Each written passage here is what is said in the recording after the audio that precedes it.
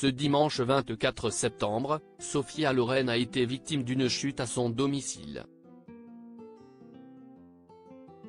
Souffrant de plusieurs fractures, l'actrice, qui a fêté ses 89 ans il y a quelques jours, a dû être opérée en urgence. Grosse frayeur pour Sophia Loren. Ce dimanche 24 septembre, l'icône italienne de 89 ans a chuté dans la salle de bain de sa maison en Suisse.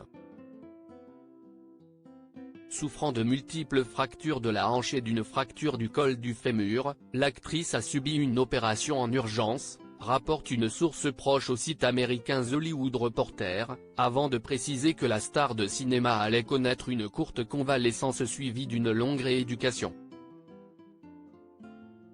Sérieusement blessée, Sophia Loren a dû annuler tous ses engagements professionnels.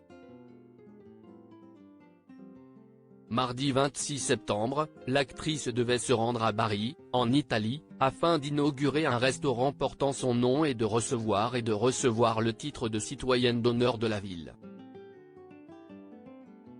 Carlo et Edoardo Ponti, les fils de Sophie Loren, au chevet de l'actrice toujours hospitalisée, Sophia Loren peut compter sur la présence de ses fils Carlo et Edoardo, nés de son mariage avec le producteur Carlo Ponti, à son chevet.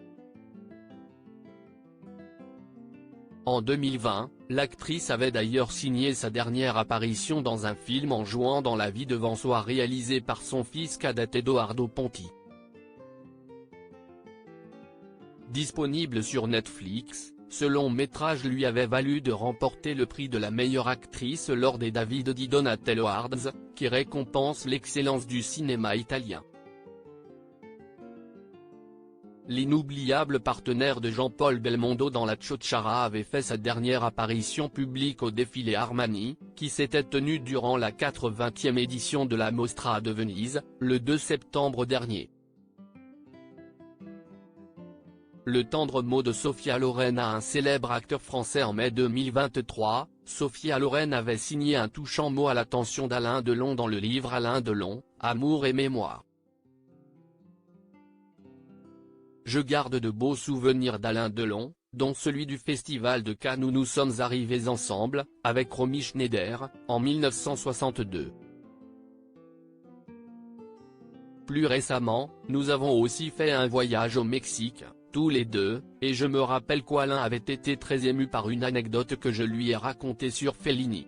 Vers la fin de sa vie, Fellini disait souvent « Ah, essere innamorato un'altra volta. Ah, tomber amoureux de nouveau. »